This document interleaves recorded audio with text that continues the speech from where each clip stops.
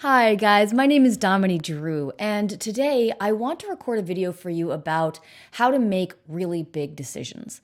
Obviously, this is a really big topic, right?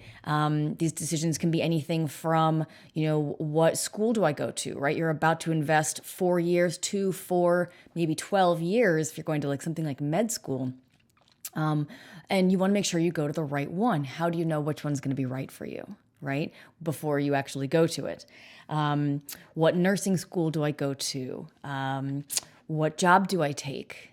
Who do I marry, right? How do you know that that person is right for you? How can you tell ahead of time which decision is going to be right without investing, years and finding out? So this tactic that I'm going to share with you really shaves years of we'll say wasted time off your life, in the sense of you're at a school, you ended up going to a different school after, or having to kind of back up, or you married the person who's not quite right for you, and then you end up getting divorced, and there's a lot you have to go through. I won't say it's the wrong decision in the sense that, maybe you had to go through that decision and find out that it was not the right one, and you grow through that. And so it's not like the wrong decision on a deep spiritual level, but it is a lot of pain and struggle and difficulty that can really easily be avoided with this technique, okay? So again, this can be any major decision in your life. Should I have children? Should I not have children? Where should I live? Things like that. So the key to making decisions like this that most people tend to miss is that they tend to make the decision from the wrong place. Okay, they make the decision from their head. Now, I'm not saying the head is bad. It's just overused in this type of area. It should not be the only factor that you take into account, and it also shouldn't be the strongest. It shouldn't be the heaviest weight in your decision. Let's use the example of, college or nursing school, right? So obviously, if you want to just sort of open up a map and put a pin down and just guess, you can do that too. But it's not bad to do research, right? Maybe you've got, there are 5 schools that, you like the weather there, you like the city that they're in, or you like the location, you like the programs, things like that, but still, which 5, right? So you roughly want to say, okay, where do I want to go? And so there's the logic, right? Logic has its place in life. It's important, okay?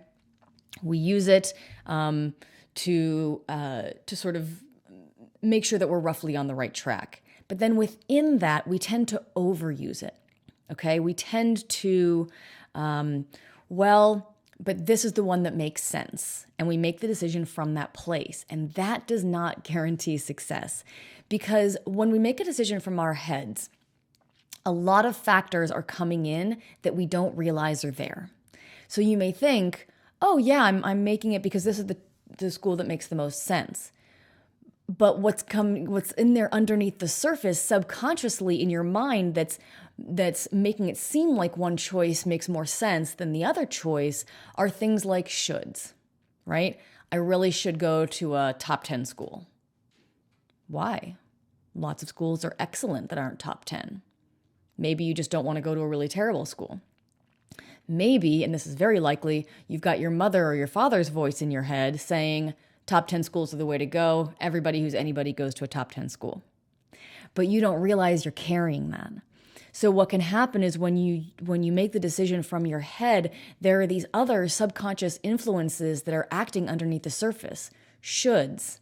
This is the kind of school I should go to. I should have children because I'm 30. Says who? I should marry this guy because he'll be able to take care of me. That doesn't necessarily lead to happiness. And also, maybe he'll lose that great job in a year, and you'll marry someone you will have married someone you think you thought you should have, and turns out the benefit you even thought you were going to have isn't there anymore, right? I'll marry this person because he's great on paper, or she's great on paper, or she's really beautiful. Right, but maybe she's a little unstable, or maybe she's super needy, or maybe her lifestyle doesn't work with yours, or maybe she's super jealous and possessive, or maybe you are when you're around her. You see what I mean? So when you come just from the head, there's a lot of factors that you don't even realize are there, and they sabotage you. This is the area where I specialize, is how we subconsciously self-sabotage. without even realizing it, right? That's the definition of it being subconscious, is you don't know that it's there. And there's a way around this, and I'm going to teach this to you in just a minute.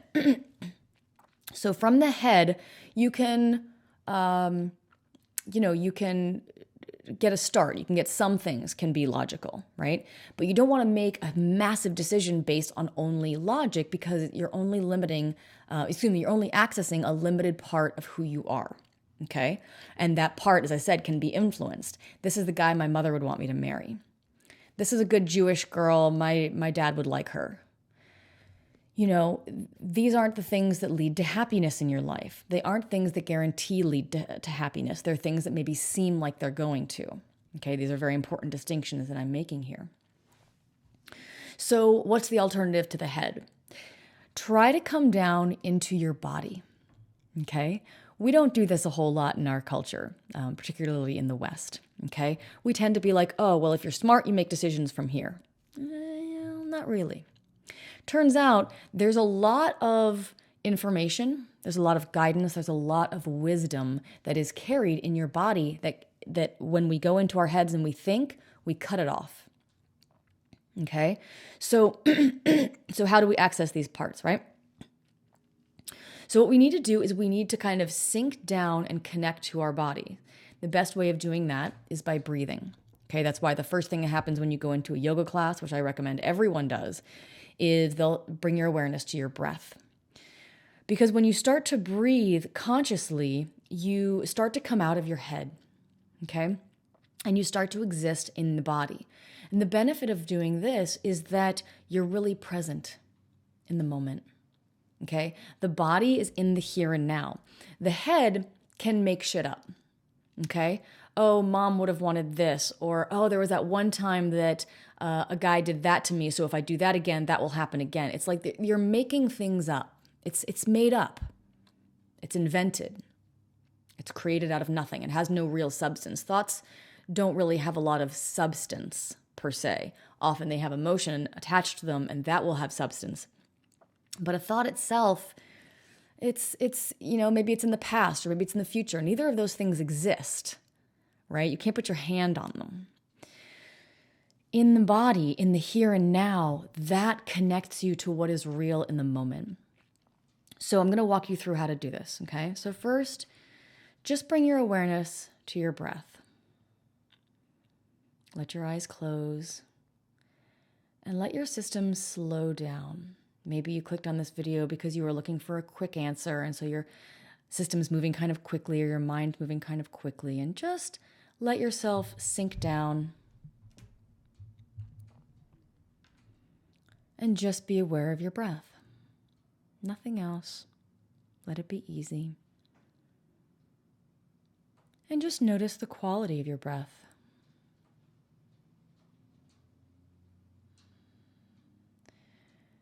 Let yourself become aware of how far down your body your breath comes on its own if you don't change it in any way.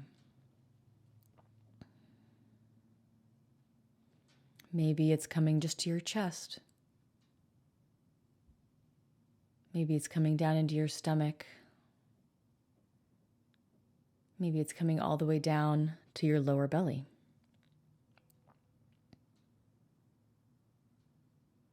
Just keep your awareness there. Watch your breathing. And we're learning here to witness. Just to watch what's happening rather than fix it or do something about it or influence it. See if you can just observe. We're listening to the body. What does it have to say?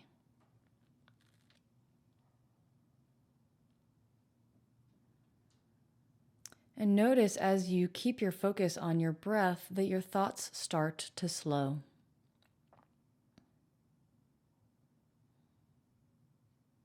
Your whole system starts to slow down. You might become more aware of your legs and your feet. Let yourself really sink. Notice if you try to follow thoughts that come, and that's a way of coming back out of your body. And that's okay. It might take you a little practice to really let yourself sink. As you're aware of your breath, notice if it flows in evenly from the left side of your body to the right, or if, without any effort into changing it, it flows more easily into one side or the other.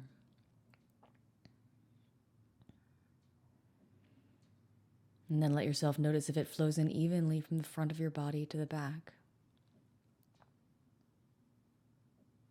until you have a sense of the shape of your breath in this moment. Now, each time you do this, it will be different, and that's okay.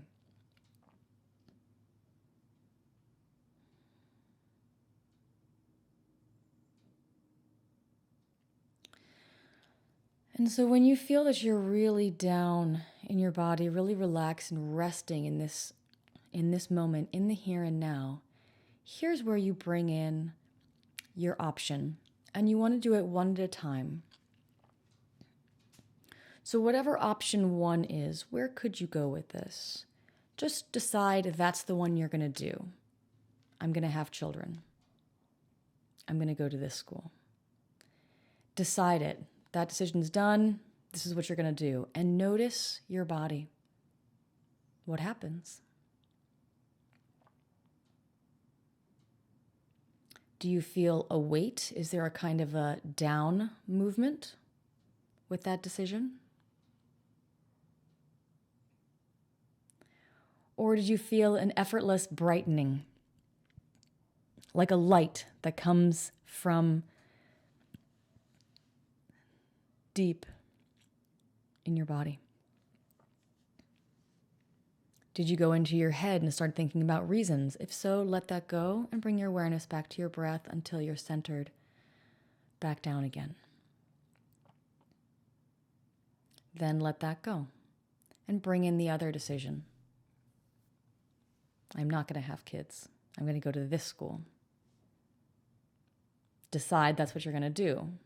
Really decide. Don't just have the thought, okay, this is it, I'm doing it. How does your body feel? Is there a lightening? Is there an effortless, bright light that shines forth that you can't even control?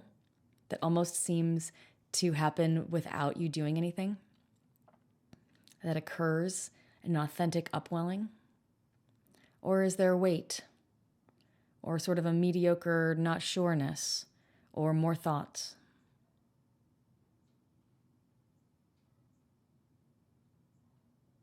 Notice your body. Can you still feel it? Or did you come out again? No judgment, just noticing. And when you're ready, go ahead and blink your eyes open and come back to the room.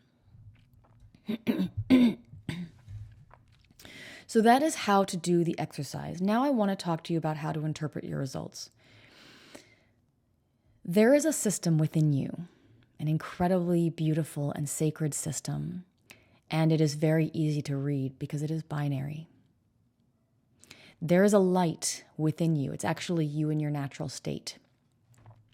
But it feels like just a light that just lights up like a Christmas tree, right? And what it does is it's either off or it's on. Or I should say, let me be more specific, it's either on or it's anything else, okay? So if you had a decision, okay, I'm not sure whether to have kids or not. Okay, you're gonna have kids. Okay, mom will be happy because she'll have grandkids and, there'll be nice things, vacations and stuff like that. Listen to my tone. My tone is like, yeah, okay, that's a no. Okay, a maybe, like that's a no. All right? If there's weight to it, I'm going to have kids. Okay. That's a no. If there's a should attached to it, yeah, because I really should breed. That's a no. Dear God, especially with children, that is a no. If children is, just as a little side note with my thing here, if having children is your question and you are anything other than ecstatic about doing it, the answer is no. Please don't do it because we're very overpopulated anyway. But as far as the decision-making process, it needs to light you up, okay? So if you go to you talk about this school, okay, how about Columbia? Okay, Columbia, yeah, that seems cool. It's already a no. I'm going to tell you right now, okay? If it's sort of like okay, I could see it, or there's any kind of effort that needs to be put in. And then you go, how about brown? And your whole system lights up, right? And you go, oh my God, brown. Like there isn't even any thought. It's just, that's your yes. Okay. The yes is bright. It's effortless. It's instantaneous. There's no time. Okay. So there's no trying to look for it. If you have to look for it, it's a no. Okay. The light that comes is effortless. It comes from within. It occurs to you. It surprises you. It catches you off guard. There's no going for it. You can't go look for it. It just happens. Okay. So when you sit with yourself and you go, okay, and don't open it up like, what should I do, and look for an answer, but decide you're going to do one thing and then see what your body says. And what this is doing is it's connecting you, it's tapping you in to a part of yourself that knows exactly what you need to do at every step. You can do this with everything. I do it with food. What lights me up? What food really lights me up? What sounds great? Oh my gosh, tacos. And sure enough, tacos is what my body needs. It's your body talking to you. Does that make sense? There's an innate wisdom that you carry. But what we do is we often don't hear it because we go, nope, tacos doesn't make sense. Nope, I should have salad. Okay? Your body knows more than you do. Your head does not actually know that much. Let it go. Let go of what you think you want. Let go of what you think you need.